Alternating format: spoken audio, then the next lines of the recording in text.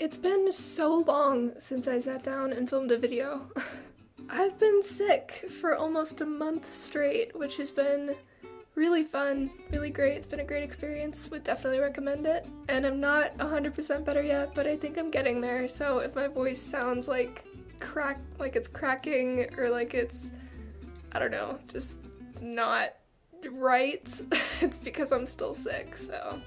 Lately, I've seen this trend going around on YouTube where YouTubers have their viewers make assumptions about them and then they make a video out of it, and they basically read off this list of assumptions and they say whether it's right or wrong and that kind of thing. So I went on to my Instagram, which you can follow right here if you want to, you definitely should, and I just had you guys send in assumptions and make assumptions about me, and so I'm gonna be reading off this little list of assumptions and telling you if you're right or wrong.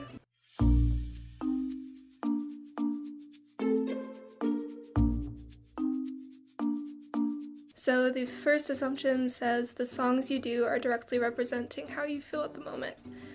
I'm gonna say yes and no.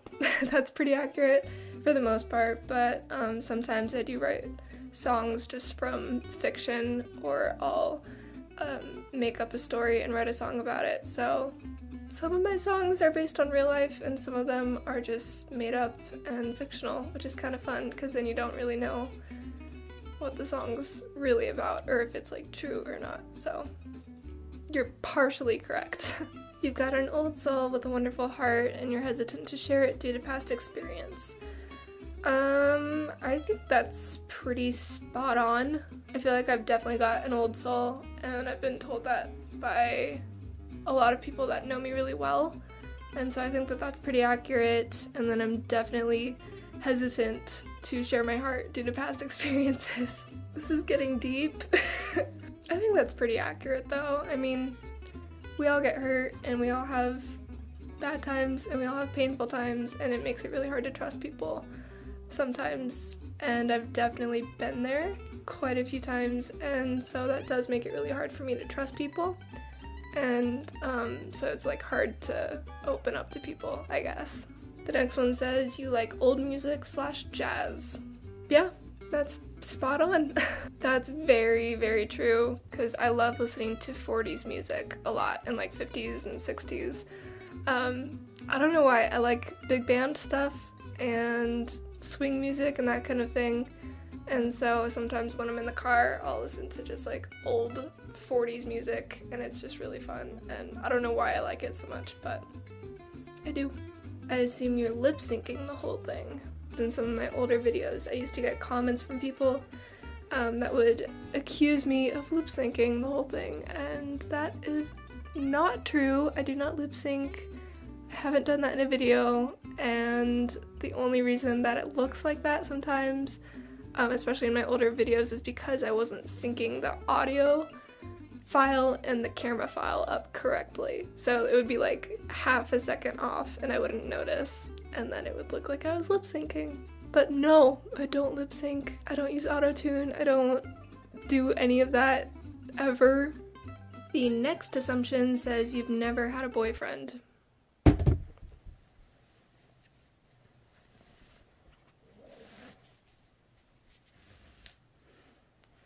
That's true. Yep. No, I've never had a boyfriend, and it's fine. It was by choice. Up through high school, I chose not to date, and I chose not to be in a relationship with anybody. And then after high school, I was almost in a relationship at one point, and then it just didn't work out, which was sad. And now, here I am, and I'm single, and it's fine, and I enjoy being single. And singleness is great, and that's all there is to say about that. I assume you make a mean pot of tea. That's very true. I assume you suck at math. That is very true. Math and science were never my strong suit. I do not have any sort of special talent in math or science, and never did very good at either one of those subjects, and so I pursued art instead, and here we are. And then I became a YouTuber. You absolutely hate pop / rock music. That is both true and false, I guess. Some pop music I like, and some rock music I like. And then some pop music I hate, and some rock music I hate. It just depends on the song and on the artist. But, the Walking Dead soundtrack, that's a good soundtrack. That has a lot of rock in it, and that kind of got me hooked. You're the type of girl who used to brag about drinking coffee because it seemed cool and mature. No, never. I hate coffee. I've always hated coffee. The only time that I ever even remotely tolerated coffee was when I worked at an ice cream shop when I was like 15 or 16 or something, and I worked in the summertime, and the summertime was crazy busy, and so I needed just the extra boost of caffeine to get me through the day, and so I would bring in iced coffee because it'd be like 90 degrees and we didn't have air conditioning and it was horrible. So during that summer when I was 15, I did drink a lot of iced coffee with a lot of sugar dumped into it and also a lot of cream. But coffee by itself, I don't like. I'm a tea person. I like tea. Lana Del Rey is your 100% mood. That's somewhat true, I think. I do listen to a lot of her music, and I listen to a lot of sad songs because I guess I really like pain and I really like being sad for some reason. I don't know why. I think it's because I feel way more creative when I'm sad, and I just, like, that's why so many of the songs that I write are kind of sad, is because, like, I'm just much more creative. And I think since music is such a therapeutic thing, for me, it's like I don't feel like I need therapy when I'm really happy or when life is great, but I need it when I'm really sad or heartbroken or going through something that's really painful. And so then I write from that, and then all of my songs end up being sad because they were all written at a time when I really needed just the therapeutic release of all those emotions. So that's a really long roundabout way to answer that, but I'm gonna say that that's somewhat accurate. I assume that you've always been popular in school. No.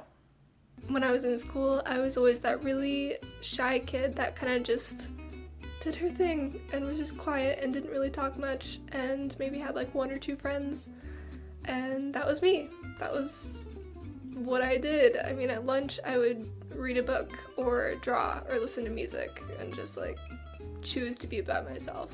So I definitely wasn't a part of the popular group, because I remember in school, like, there were actual cliques, and it was like a very stereotypical public school, and you had like your band kids, and then you had the quote-unquote nerds that were like really smart, and then you had your popular kids that were really athletic and that kind of thing. And so I just kind of hung out and did my own thing and made art when I could, drew, listened to music, that kind of thing. So definitely wasn't popular. I don't think a lot of people knew me, and I'm okay with that. You always go around on a horse with a bow and arrow protecting your kingdom. That's very true. That's all I do. So, well done. So those are some of your guys' assumptions, and that was really interesting to read through. Anyways, thank you guys so much for watching, and thanks for being patient with me while my upload schedule is still off. I wasn't planning on being this sick, but I've been sick, like I said, for literally 3.5 weeks now. So I'm dying, but hopefully I'll be back to normal soon, and then I can actually get back to recording, which is something I miss so much. I miss singing, I miss being able to sing, I miss not sounding like a frog every time I open my mouth. So here's hoping that I'll be normal soon. But until then, thank you guys so much for watching, and I'll see you very soon, assuming that I do not die and my immune system gets a grip and starts working properly. That would be great. And hit the subscribe button if you feel sorry for me, because that will magically help my immune system to work, and I will get better. And one like equals one prayer. Bye!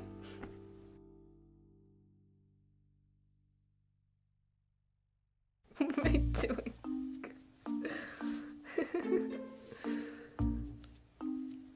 Okay, I'm currently stuck.